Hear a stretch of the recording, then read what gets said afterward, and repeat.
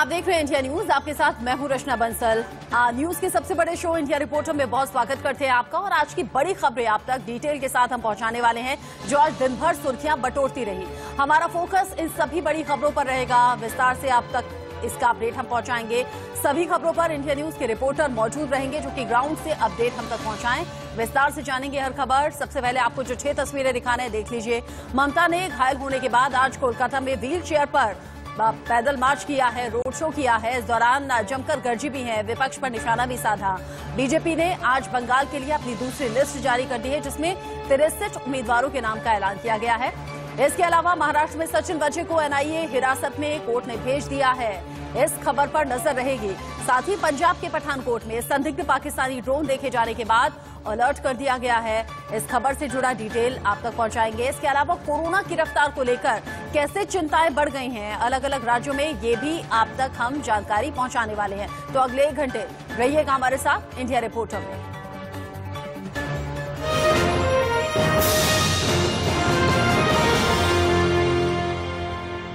बड़ी खबर के साथ करेंगे शुरुआत। बंगाल चुनावों के लिए बीजेपी की दूसरी लिस्ट जारी हो गई है। तीसरे चरण के लिए उम्मीदवारों के नाम का ऐलान किया गया है। ऐसे में 63 सीटों के लिए उम्मीदवारों का ऐलान आज बीजेपी की तरफ से हुआ है, जिसमें अशोक लहरी को अलीपुरद्वार से टिकट दिया गया है, जबकि निशित प्रमाणिक को दिनहाटा से टिकट मिला है।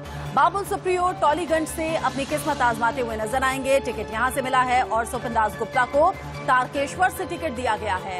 इसके अलावा डोमजुर से राजीव बनर्जी को टिकट बीजेपी ने दिया है। पायल सरकार को बिहार ईस्ट से टिकट दिया गया है। यशदास गुप्ता को चंडी ताला से टिकट मिला है। और डॉक्टर इंद्रनील खान कस्बा से चुनाव लड़ते हुए नजर आएंगे। ये वो सूची आपके सामने हम रख रहे हैं, जो बीजेपी की तरफ से जारी की गई है।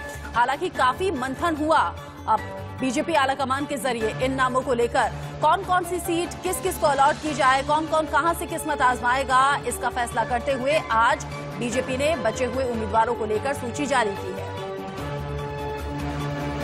के तीसरे और चौथे चरण के 63 उम्मीदवारों की घोषणा आज बीजेपी ने कर दी।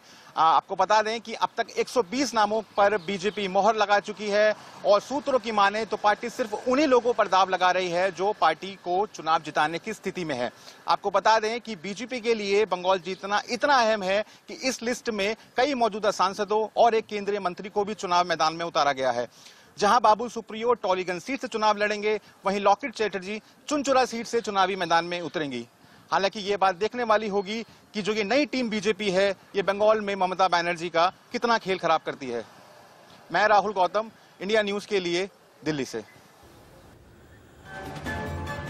उधर नंदीग्राम में कथित हमले में चोट लगने के बाद पश्चिम बंगाल की मुख्यमंत्री ममता बनर्जी एक बार फिर से चुनावी मोड में आ चुकी हैं। चोट लगने के बाद पहली बार ममता बनर्जी ने आज कोलकाता में करीब 5 किलोमीटर लंबा रोड शो किया। खास बात यह रही कि ममता बनर्जी पैर में प्लास्टर के साथ व्हीलचेयर पर बैठी रही, रोड शो में हिस्सा लिया। इस दौरान ममता बनर्जी ने कहा, हर मिनट की कीमत होती है, व्हीलचेयर पर पूरे बंगाल का दौरा करूंगी। मैं बैठ गई तो बंगाल के लोगों के पास आखिर कौन जाएगा। उन्होंने कहा कि मैंने जीवन में बहुत सी चोटें खाई हैं, मुझे अभी दर्द है, लेकिन मानसिक दर्द ज्यादा है, क्योंकि लोकतंत्र पर हमला होता है तो इससे बड़ा दर्द कुछ हो नहीं सकता। अगर मैं घर बैठ गई तो विरोधी जीत जाएंगे। मेरा पश्चिम बंगाल के लोगों तक पहुंचना बहुत जरूरी है। 3 कैमरों की नजर से आज की तस्वीरें बेहद खास, जब चोट लगने के बाद पहली बार सार्वजनिक स्थल पर रोड शो में हिस्सा लेती हुई ममता बनर्जी नजर आई। व्हील चेयर पर जरूर थी, लेकिन हुंकार भर दी। ट्वीट के जरिए कहा, निडर होकर चुनाव लड़ेंगे। उधर रोड शो से पहले ममता बनर्जी ने जो ट्वीट किया वो आपको दिखा दें। बीजेपी और विरोधियों पर निशाना साधते हुए ममता बनर्जी ने लिखा, हम बंगाल की लड़ाई मजबूती से जारी रखेंगे। मैं अभी भी बहुत दर्द में हूं, लेकिन बंगाल के लोगों का दर्द मेरे दर्द से ज्यादा है। अपनी पावन धरती की रक्षा के लिए हमने बहुत मेहनत की है और आगे भी करेंगे, लेकिन कायरता के आगे कभी सर नहीं झुकाएंगे। मुख्यमंत्री ममता बनर्जी ने अपना पदयात्रा हाजरा पे समाप्त किया और आज ऐतिहासिक दिन था, क्योंकि मुख्यमंत्री इंजरी होने के बावजूद आज वो व्हील चेयर पे करीबन 4 से 5 किलोमीटर तक वो व्हील चेयर में चली। उनके पीछे तृणमूल कांग्रेस के तमाम वरिष्ठ नेता और हजारों की तादाद में लोग जुड़े। और मंच पे ममता बनर्जी का ये कहना था कि एक घायल शेर नॉर्मल शेर से भी खतरनाक होता है और वो सारे बंगाल में कैंपेनिंग करेंगी, चुनावी रैली करेंगी और किसी में अगर दम है तो उनको रोक के दिखाए, ये ममता बनर्जी का कहना था। और ये भी कहा कि जल्द से जल्द मैं बंगाल के लोगों के तक मैं पहुंचूंगी। और आज का जो रैली था वो कहीं ना कहीं एक शक्ति प्रदर्शन था, क्योंकि इंजरी होने के बावजूद इतनी भारी संख्या में उनके साथ लोग जुड़े। आप ये तस्वीरें देख सकते हैं कि हजारों की तादाद में यहाँ पे लोग जुड़े हैं ममता बनर्जी के आज पदयात्रा में, क्योंकि वो जब हॉस्पिटल में एडमिट थी डॉक्टर्स ने उनको सजेस्ट किया था कि वो और 48 घंटे तक ऑब्जर्वेशन में रहे।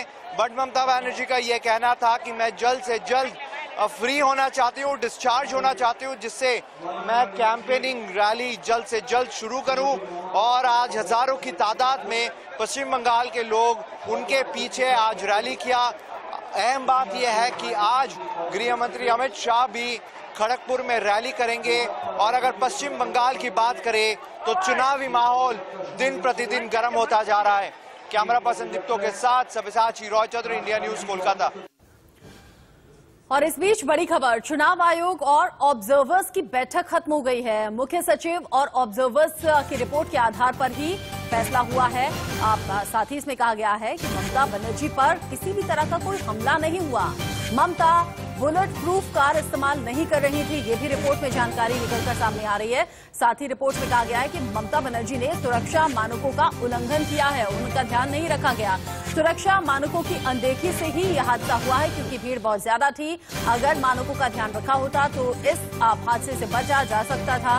डायरेक्टर सिक्योरिटी विवेक सहाय के खिलाफ सख्त एक्शन हो, ये भी इलेक्शन कमीशन की तरफ से कहा गया है।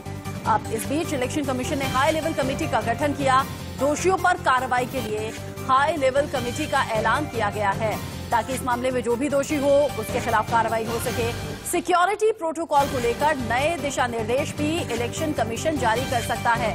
साथ ही सभी स्टार प्रचारकों के लिए दिशा निर्देश जारी हो सकते हैं, ताकि आगे इस तरह का हादसा दोबारा पेश न आए। ममता की चोट पर, पर्यवेक्षकों की रिपोर्ट पर राजनीतिक जगत का क्या कुछ कहना है, ये भी आप सुन लीजिए।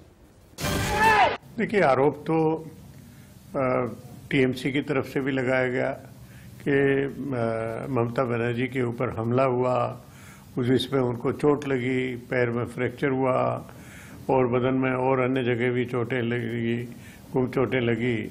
तो ये उन्होंने आरोप लगाया। और दूसरी तरफ भारतीय जनता पार्टी की तरफ से ये कहा जा रहा कि ये पूरा नाटक है और ये वास्तविकता नहीं है, किसी तरह का कोई हमला नहीं हुआ। चुनाव आयोग ने जो स्पेशल ऑब्जर्वर्स की रिपोर्ट मंगाई, उसमें उन्होंने स्पष्ट किया है कि ये कोई सुनियोजित ढंग से प्रायोजित कोई हमला नहीं था, बल्कि एक घटना है, दुर्घटना है, जिसकी वजह से उनको चोट लगी।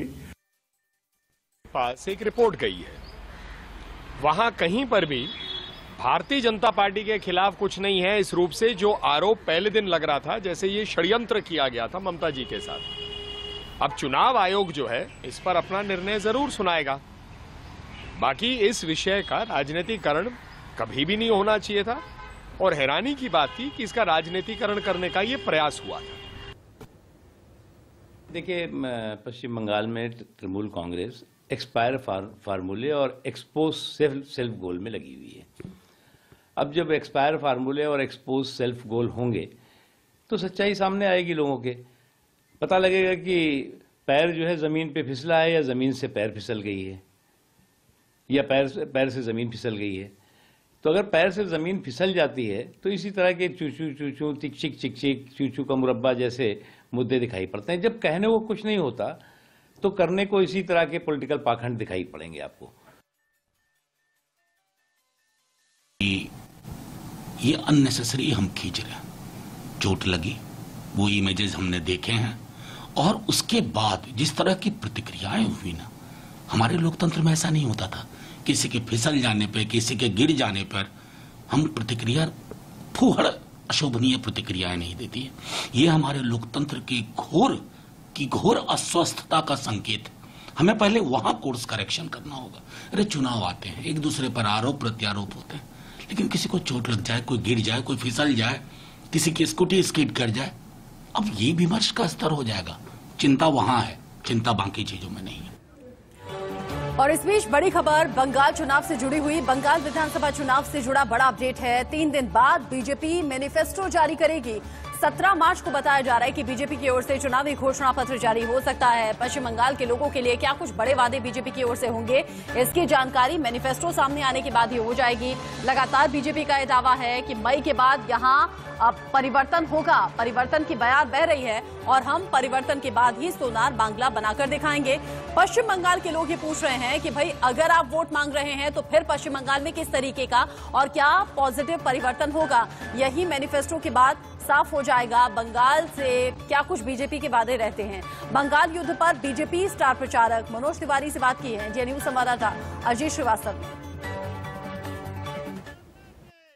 हमारे साथ मनोज तिवारी जी मौजूद हैं। सबसे बड़ी बात, जिस हिसाब से स्टार कैंपेनर की लिस्ट में आपका नाम है, बंगाल हो या असम हो या केरल में, जिस हिसाब से आप तमाम जगहों पे घूम रहे, खासकर बंगाल की हम बात करेंगे। बंगाल में जो पूरा एपिसोड हुआ ममता दीदी के साथ, उस पर क्या रिएक्शन है? चोट लगने में उनको चोट लगी है, उनके पैर में, इसमें कोई दो राय नहीं है। लेकिन चोट आपकी गाड़ी में आपके कारण लगी, आपके असावधानी से लगी, उसको ये कहना कि हमारे ऊपर अटैक हो गया, उसका राजनीतिक लाभ लेना, और चोट लगने के बाद आप देखते होंगे जिसको चोट लगती है वो डॉक्टर के पास जाता है, उनको है जल्दी मीडिया वाले आओ मेरी हाँ मीडिया। तो लोगों को डाउट होता है। चोट लगी, लेकिन चोट आपकी असावधानी से लगी, उसमें आप राजनीतिक अस्पताल तलाश रहे हैं, वो गड़बड़ है। क्या लग रहा है कि टीएमसी को बीजेपी किस हिसाब से मात देते नजर आएगी? चूंकि पश्चिम बंगाल की जनता को पिछले 10 साल में बहुत चोट पहुंची है और उन्होंने तय कर लिया है कि अब टीएमसी दरकार नहीं, ममता दीदी दरकार नहीं, এটা চলবে না, মা মাটি মানুষ রুদন করছে, তাহলে दीदी तुम्हें दरकार नहीं, टीएमसी दरकार नहीं, ये लोग बोल रहे हैं। हरे कृष्ण हरे हरे, बीजेपी गोरे गोरे। कितनी सीट की उम्मीद आप करके चल रहे हैं बंगाल? हम लोगों ने तो 200 सीट की उम्मीद की है, लेकिन जिस प्रकार का माहौल है और जैसी घबराई हुई ममता दीदी लग रही हैं, वो लगता है 225 न हो जाए। और आगे बढ़ते हुए जो अगली बड़ी खबर है वो एनसीपी चीफ शरद पवार के बयान से जुड़ी हुई है। एनसीपी चीफ ने बड़ा बयान दे दिया है, कहा है कि बीजेपी असम को छोड़कर सभी राज्यों में हारेगी। 5 राज्यों में विधानसभा चुनाव होने वाले हैं। ऐसे में शरद पवार ने बड़ा बयान देते हुए कहा है कि बीजेपी सिर्फ और सिर्फ असम में जीत दर्ज कर सकती है, इसके अलावा बाकी राज्यों में बीजेपी को बड़ी हार का सामना करना पड़ेगा। बारामती में पत्रकारों से बात के दौरान शरद पवार ने ये बड़ा बयान दिया है।